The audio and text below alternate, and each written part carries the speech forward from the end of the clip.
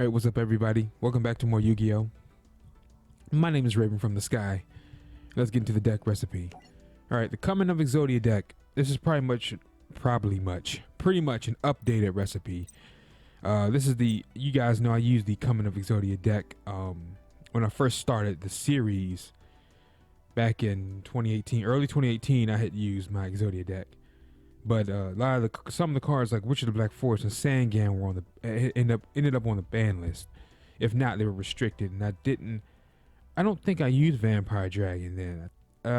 It might have been towards the end of the old game. But anyway, let's do this. So obviously you got the 5 pieces of EXODIA. Win condition. When you draw the 5 pieces and the head, you win the duel.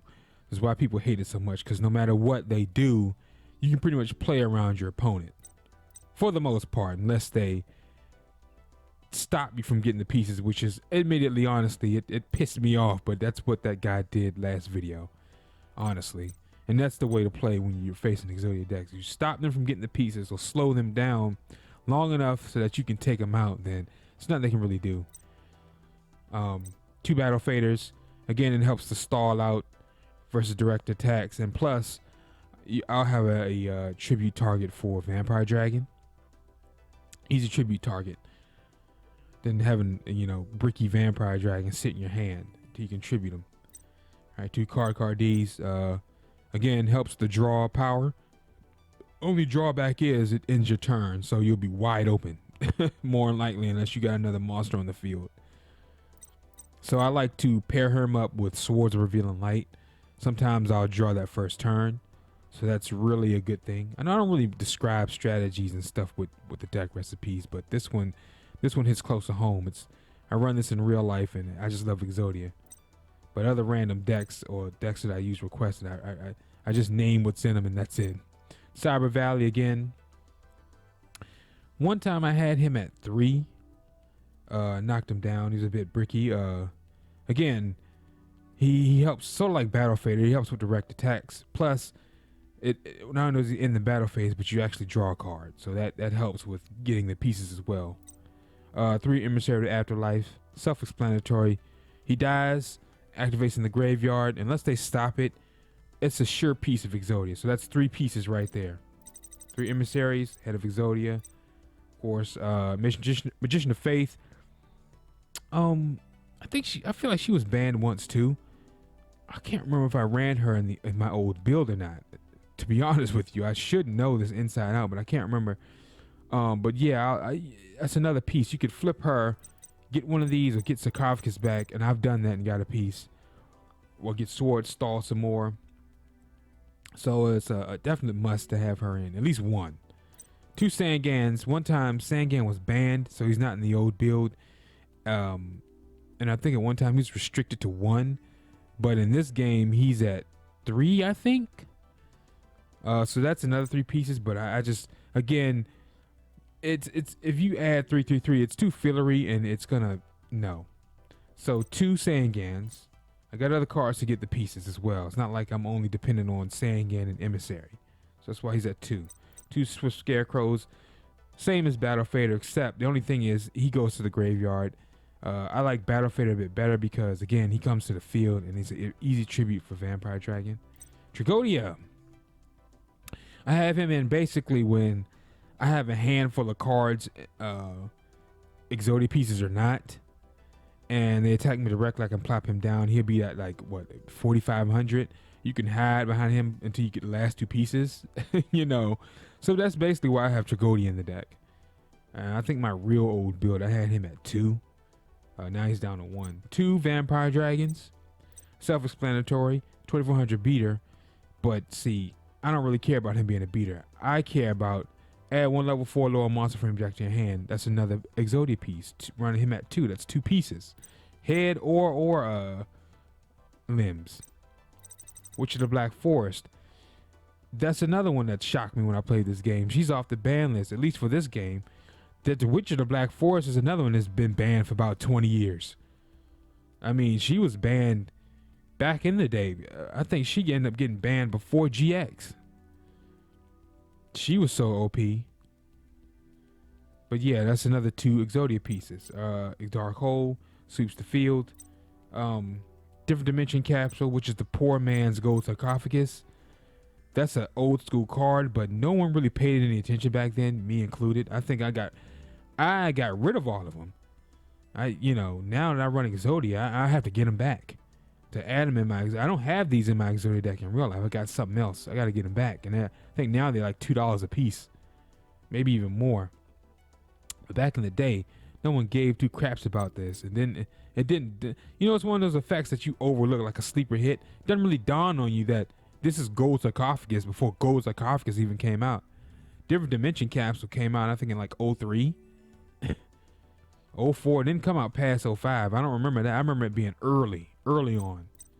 So basically, I'll search out either Sangan or Emissary or Witch with him. Why don't I get an actual Exodia piece? It's too risky. I said this in countless videos. Twin Twister, Mystical Space, regular monster effects that banish and bounce stuff back to the deck. I'm telling you, that's too risky. And then you won't get the piece back unless you run Transmigration Prophecy, which, again, like I said, you don't want the deck to be too fillerish. It lowers your chances of getting the Exodia pieces.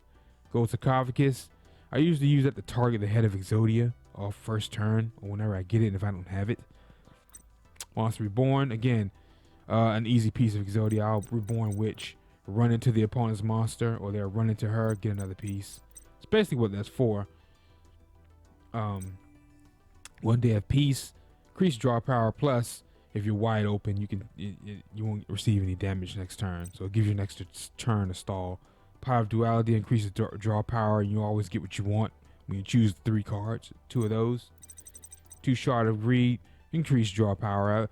I've gotten lucky in drawing the last piece when I'm down to like 1,000 life points, so I'm definitely keeping 2 of these. 3 Swords, self-explanatory, it's a staple. Helps you to, get your stuff together when you're top decking and you're wide open. You draw swords. At least you got 3 turns to make some sort of a comeback. 3 turns to draw the extra last 3 pieces of Exodia or whatever have you. Evenly match. I didn't even know this card existed until I even played this game, and it was used against me. This is, I think this is really good. If they have 5 cards, you only have 1. Or you down to 2 or 1, and you play this after the battle phase, you still got life points left over. They have to discard all their cards so they get down to 1 card on their field. That's just as bad as Mirror Force almost. Only difference is they get to keep 1 card. You know what I mean? So I run those at 2. 2 Mirror Forces, which is, again, another staple. Nuke the field when you're staring down 5 of the opponent's beaters. All right? So with that being said, let's duel. All right.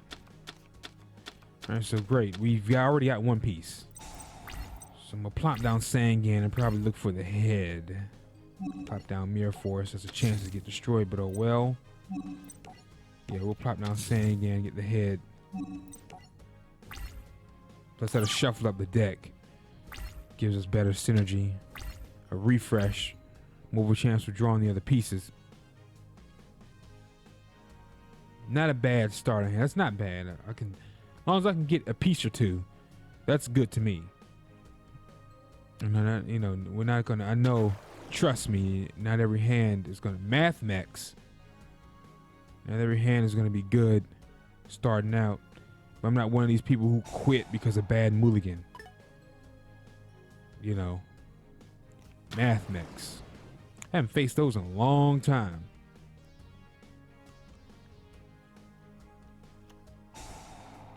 He's already swarming the field. I think I'm gonna let him hit Sangan. And I'm gonna let him hit Sangan, then I'll activate Mirror Force.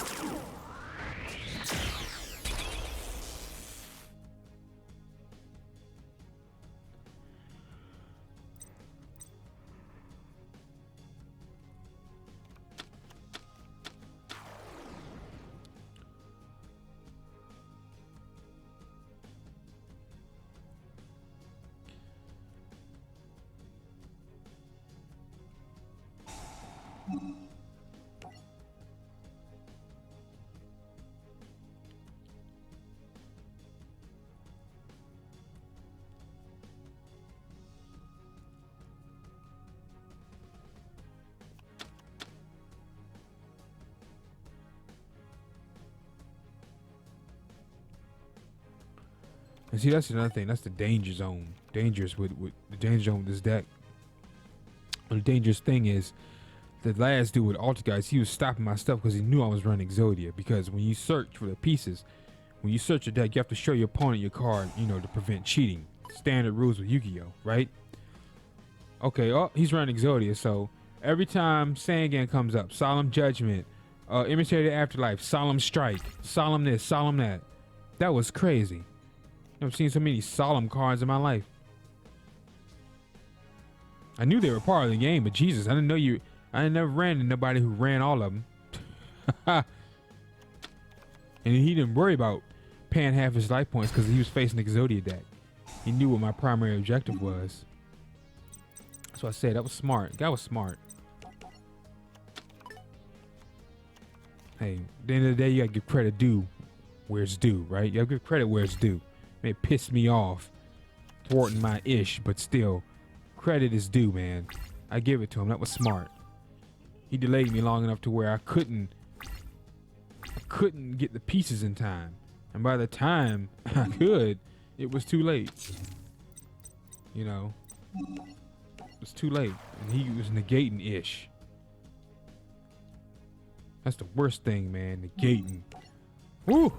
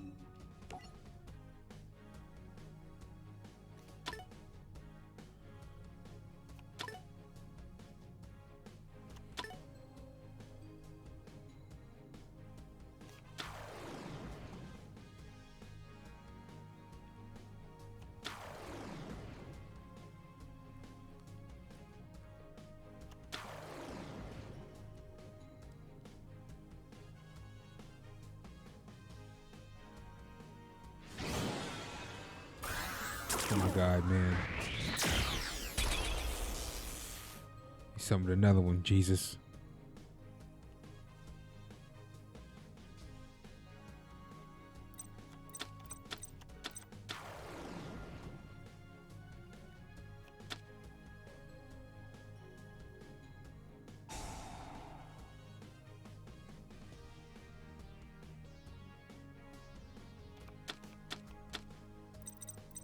Oh, no, you don't. No, no, no, no. You.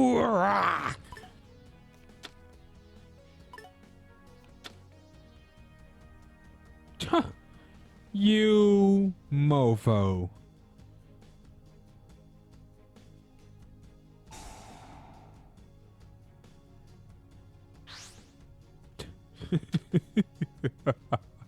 Why would you do that? That's 4,000 attack. You got me beat. God. You know, Raven, when you showcase the deck recipes, you usually should win. You're supposed to win. You know that? You know that?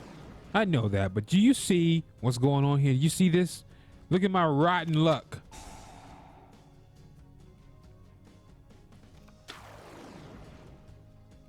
You guys still love me, right? Thanks for the support. It means a lot. As always, keep showing the love, and I keep cracking these out. Especially to you guys who sticks with me through these losing slumps. It mind boggles me how you guys stick around through that crap. Ooh, 5,000 attack right off rip. I might as well not even do nothing. What am I gonna do something for? What can I do? He just took away the I should put Jar of Avarice back in here. Cause then I would sit up there and still go hard until I drew Jar of Avarice and then I've done that before, and then put the pieces back in the deck and come back and win.